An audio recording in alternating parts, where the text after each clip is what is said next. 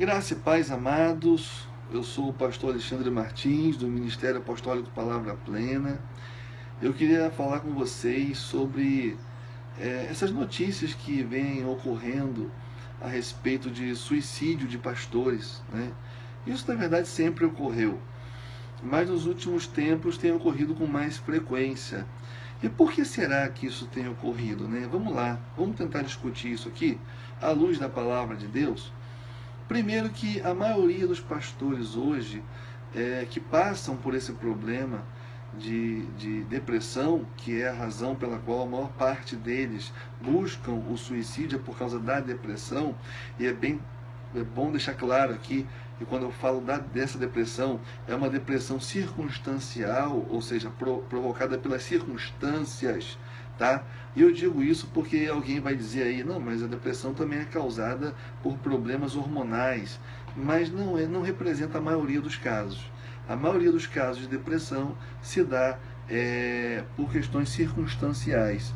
E a questão hormonal eu não vou nem discutir porque eu não sou médico, não é a minha área, então eu não posso falar sobre isso, né? Mas com relação à depressão circunstancial, eu posso falar porque a palavra de Deus me dá base para isso e porque eu tive depressão, né? Eu sofri de depressão, então eu tenho propriedade para poder falar sobre o assunto, tá bom?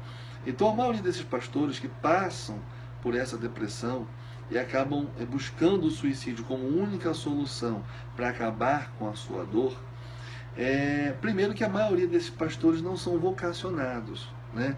Hoje em dia você coloca uma portinha aberta ali com umas cadeiras, um púlpito e um microfone e acabou, né? Você consagra um camarada que fala bem, sabe falar bem, é pastor e vai lá pregar como se pastor fosse só isso, né? Chegar num púlpito e pregar. E, na verdade não é só isso, né? Ser pastor é carregar uma cruz muito mais pesada do que as ovelhas, né? Porque Jesus disse o seguinte: olha, aquele que quiser vir após mim, negue-se a si mesmo, tome a sua cruz e siga-me. Que cruz é essa, né?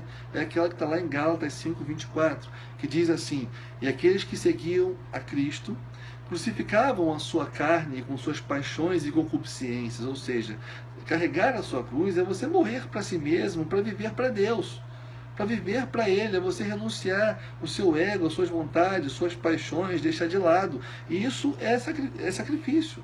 Isso muitas vezes é um processo doloroso, até você conseguir se desprender das coisas do mundo, de tudo aquilo que tanto você acreditou que lhe trazia felicidade, e depois você descobre que isso não lhe traz felicidade. O que traz felicidade, na verdade, é a palavra de Deus, é o amor de Deus, é a glória de Deus na sua vida. Amém? Depois a gente vai falar sobre isso.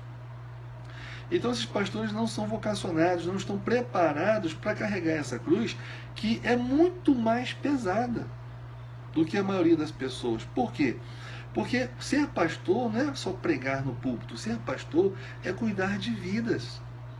É cuidar de vidas, e cuidar de vidas é muito difícil, principalmente do homem pós-moderno.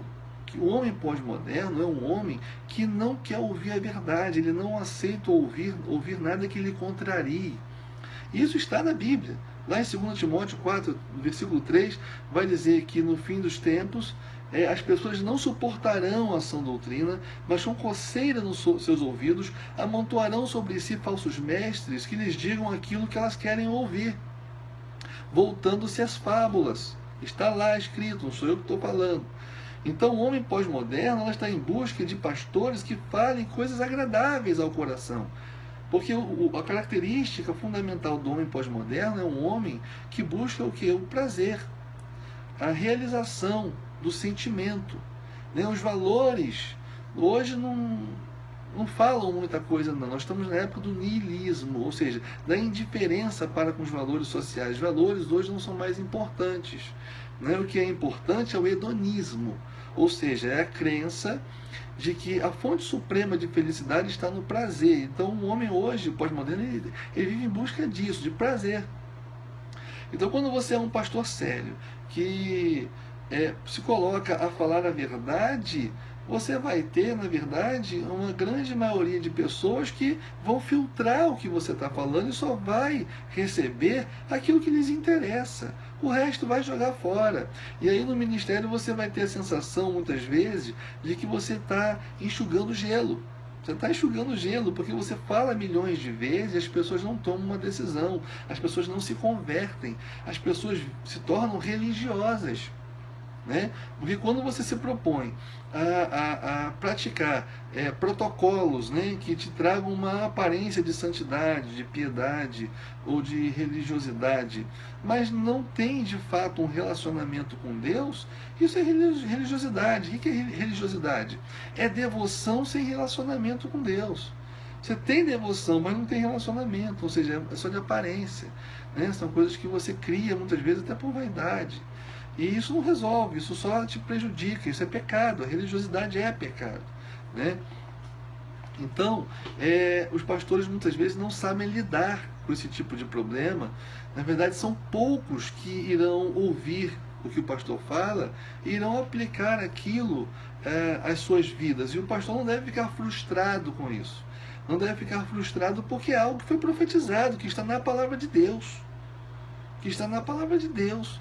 Você não vai resolver o problema de todo mundo. E ele fica naquele afã de querer resolver o problema do mundo. E aí aquilo começa o quê? Gerar uma expectativa. Além da sua capacidade de realização. E aí vem o quê? A depressão. Porque o que é a depressão, amados? Vamos ver isso aqui. A depressão, segundo Augusto Cury, que é um especialista na área, é um psiquiatra, psicólogo, psicanalista. Segundo Augusto Cury, a depressão nada mais é do que a falta de esperança. É quando você não tem esperança de realização das expectativas que você próprio criou. E isso deve ficar claro aqui, que foi você mesmo que criou. A depressão é o oposto da felicidade. O que é felicidade? Segundo Mário Cortella, definiu muito bem a felicidade, ela é o resultado de uma soma. Que soma é essa? Expectativa mais realização. Então, quanto mais expectativa você coloca para a sua vida, mais difícil se torna realizá-las. E mais longe você fica o quê? Da felicidade. É você mesmo que coloca o obstáculo para a sua felicidade. Agora, se nós buscássemos na palavra de Deus uma sabedoria, nós poderíamos resolver esse problema. Por quê? Porque a palavra de Deus nos diz, lá em Timóteo, 1 Timóteo no capítulo 6, o apóstolo Paulo nos ensina o seguinte: se tiveres o que comer, o que beber e o que vestir, estejais com isso contentes. E vai dizer mais, que o amor ao dinheiro é a raiz de todos os males, de todos os males. Ora, se eu tenho, né, se eu fico contente, alegre com o que tenho de comer, beber e vestir, eu não tenho expectativas além da minha capacidade de realização. Por quê? Até porque essas necessidades são promessas de Deus. Deus prometeu que iria supri-las. Deus prometeu que iria suprir essas necessidades. Então eu não tenho com o que me preocupar. Se eu sou contente com o que eu tenho de comer, beber e vestir, eu não tenho depressão. Eu vou ser eternamente feliz. Ainda que as circunstâncias sejam adversas, mas eu vou ser feliz, porque as circunstâncias não terão como frustrar minhas expectativas, que são supridas pelo próprio Deus, pelo meu provedor, que é o próprio Senhor Jesus Cristo. Entendeu, amados, como é que acontece? Agora, muitos pastores criam expectativas muito além daquelas que Deus tem para ele, principalmente quando se trata de ministério. Ele quer um templo de Salomão. Ele quer uma igreja de 1000 membros, como se uma igreja de 1000 membros fosse um resultado, um sinal de sucesso do seu ministério. E não é isso que vai fazer um ministério de sucesso. Você pode ter 10 pessoas na sua igreja, mas se você conseguir fazer com que essas 10 pessoas sejam pessoas convertidas, pessoas que realmente vão influenciar outras pessoas, levar o evangelho adiante e vão produzir frutos, vai produzir naturalmente um discipulado, porque você ensinou. Você não precisa marcar um domingo de manhã na sua igreja para fazer um discipulado, porque isso vai ser uma coisa natural na vida dos membros da sua igreja.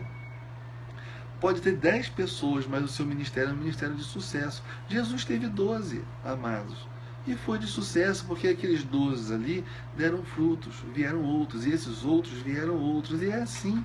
Você não precisa ter milhões de pessoas, milhares de pessoas abaixo da sua liderança. Você precisa ter aquela quantidade de pessoas que você de fato consiga fazer um discipulado eficiente. Você não consegue discipular 1000. Você não consegue discipular 50. Mas você quer mais, como se isso fosse trazer... significar sucesso no teu ministério, e não é isso. Não é, porque não adianta nada você ter 1000 pessoas na sua igreja e uma igreja carnal, como nós temos visto aí nos dias de hoje, né? Então esses pastores, eles têm uma expectativa muito além daquelas que Deus tem para ele. Por quê? Porque não adquiriu uma sabedoria bíblica, não adquiriu ainda conhecimento bíblico suficiente para praticar a palavra de Deus. Lembra que eu falei com vocês sobre Mateus 7? Que aquele que ouve as minhas palavras e não as pratica é como um servo imprudente que construiu sua casa sobre a areia. Então vieram as chuvas, correram os rios, o vento bateu com ímpeto sobre aquela casa, e grande foi a sua ruína, porque estava firmada sobre a areia. Então, meu amado pastor, se você não conhece a palavra de Deus, você está firmando o seu ministério sobre a areia. Então você não vai estar preparado para lidar com os sofrimentos, com as dificuldades, com os problemas que o ministério vai trazer para você, porque traz. Cuidar de pessoas é algo extremamente problemático. Tem que ter um alto preparo teológico, psicológico, emocional, e tudo isso, a palavra de Deus, ela é suficiente para me trazer. Eu posso dizer isso com propriedade porque eu tive síndrome de burnout, que é muito parecido com a depressão, e eu me recusei a ir psicólogo, eu me recusei a ir psicanalista, nada contra, muito pelo contrário. Minha esposa é psicanalista, é psicopedagoga, é um trabalho muito bonito, excelente. Mas eu creio que a verdade das Escrituras, ela é suficiente para poder resolver os meus problemas da minha alma. Porque eu tenho que crer no que está escrito em Hebreus, no capítulo 4, no versículo 12, que diz que a palavra de Deus é viva e eficaz, mais penetrante do que espada de 2 gumes, e penetra na divisão da alma e do espírito, das juntas e medulas, e é apta para discernir os pensamentos e as intenções do coração. Então, a palavra de Deus, ela é eficaz. Eu tenho que crer na palavra de Deus. Qual é o problema? É que muitos desses pastores não têm uma sabedoria bíblica para poder aplicar os princípios da palavra de Deus à sua vida. Não consegue extrair da palavra de Deus as respostas. Porque quando você vai num psicólogo, eu posso falar com propriedade porque eu já fiz psicanálise também, e minha esposa é psicanalista. O que o psicólogo, o psicanalista faz? Ele não vai te dar a solução do seu problema, ele não vai. Ele vai conduzir você para que você próprio possa encontrar a solução dos seus problemas. Ele vai usar recursos que muitas vezes estão dentro de você, através de técnicas, para descobrir quais são essas respostas, quais são essas soluções. É o que o psicólogo vai fazer. Só que isso a palavra de Deus também faz.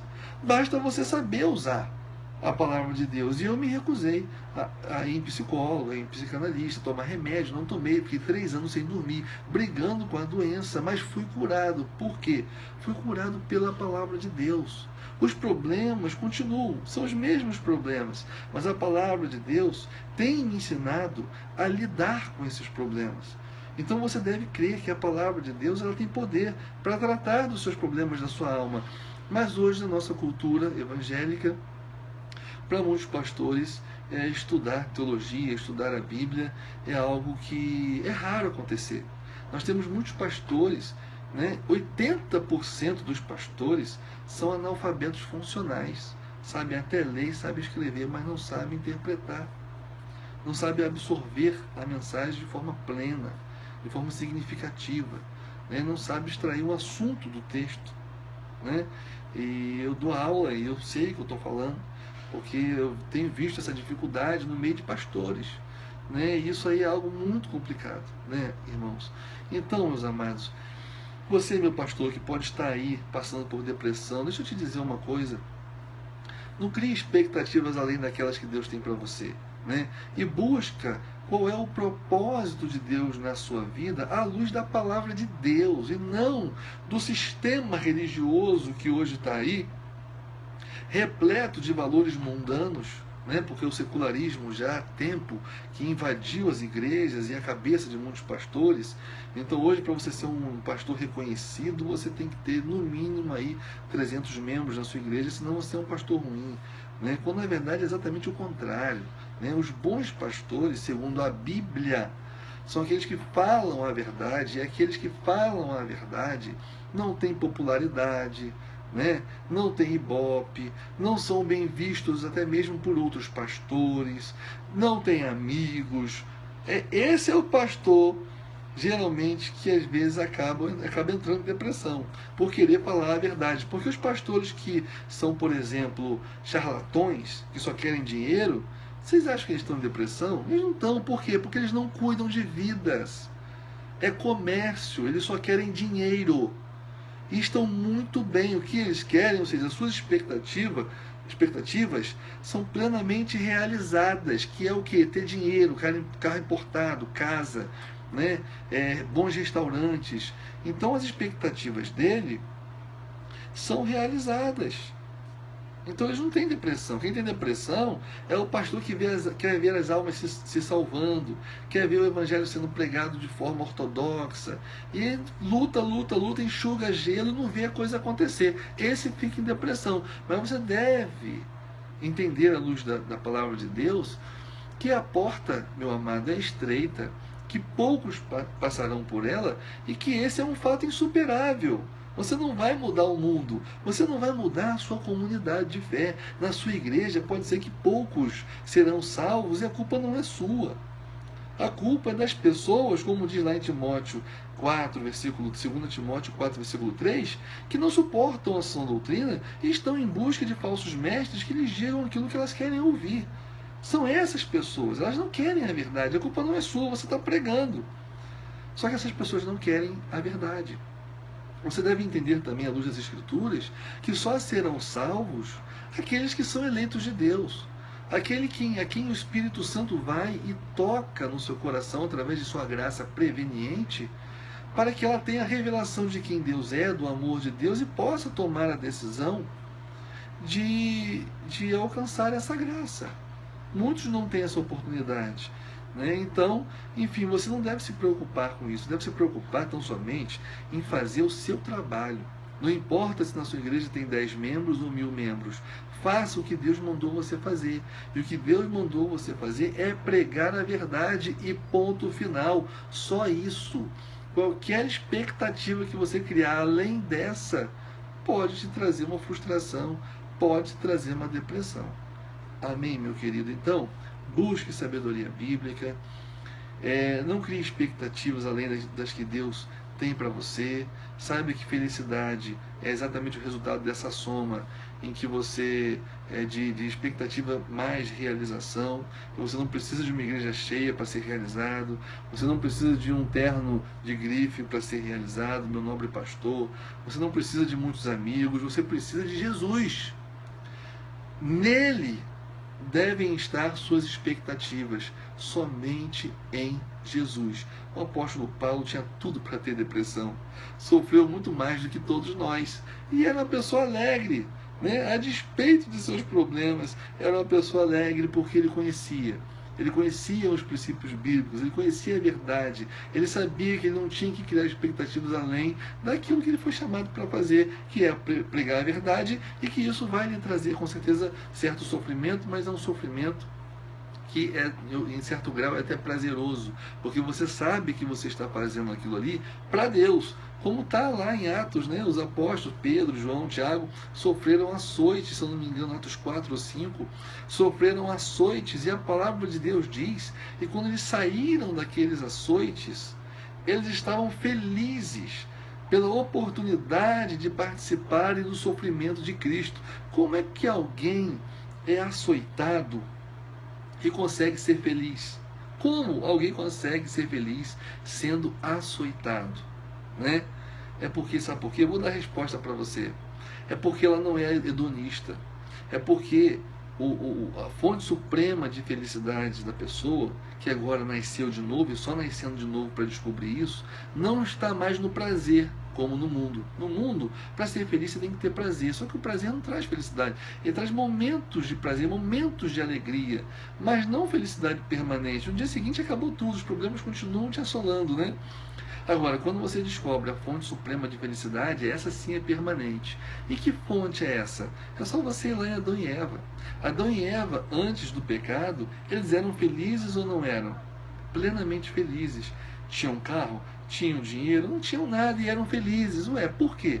Qual era a fonte de felicidade de Adão e Eva? Era a glória de Deus. O prazer de Adão e Eva era agradar, era fazer a vontade de Deus, não era nem buscar os seus próprios interesses.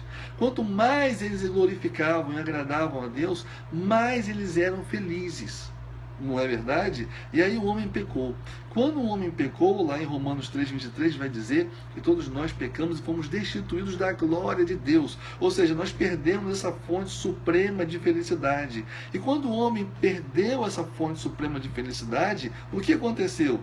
Ele passou a buscar a felicidade, né? Que nós sabemos, segundo Aristóteles, que a felicidade é o maior bem do homem, né? É o maior bem do homem. Então o homem passou a buscar o que? A felicidade. Aonde? Já que não tem a glória de Deus. Buscando seus próprios interesses. Esse é o conceito de pecado original. É você buscar os seus próprios interesses e não o interesse do reino, o interesse de Deus.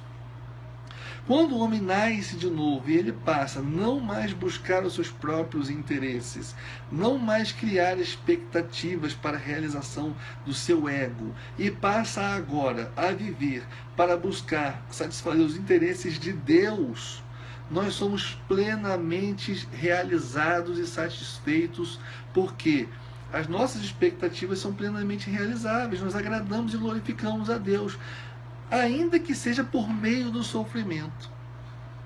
Se por meio do sofrimento nós conseguimos agradar a Deus, fazer a vontade de Deus, esse sofrimento nos traz felicidade, então ele não provoca depressão. É por isso que Paulo não tinha depressão. Porque ele não tinha compromisso com o seu ego, mas o seu compromisso estava em agradar a Deus. E essa é uma das razões também porque muitos pastores estão passando por depressão, porque estão mais preocupados em satisfazer o seu ego do que satisfazer a vontade de Deus, amados. E a solução para tudo isso, meu querido, se você é um pastor, não precisa ir em psicólogo, não precisa ir em psicanalista. Se quiser ir, amém, não tem problema nenhum. É legítimo, são profissionais super importantes. Não estou falando nada contra a psicologia ou psicanálise. Mas eu vou te dar um caminho que talvez seja até mais barato para você. É o caminho da palavra de Deus. Se você descobrir, se você entender, se você adquirir essa sabedoria bíblica que te posicione da forma como você deve colocar o seu coração, as suas expectativas, os seus propósitos, alinhar os seus propósitos com o propósito de Deus, você fazendo isso, você não vai ter depressão. Você vai ser uma pessoa plenamente feliz, ainda que tenha que sofrer para agradar a Deus. Tá bom, meu querido? Que Deus abençoe você. Espero ter ajudado. Se você tiver alguma dúvida, você pode entrar em contato comigo, tá? Pelo e-mail do ministério, que é mapalavraplena@gmail.com, e eu estou aqui disposto a te ajudar no que for necessário, tá bom? Que Deus te abençoe. Fique na paz.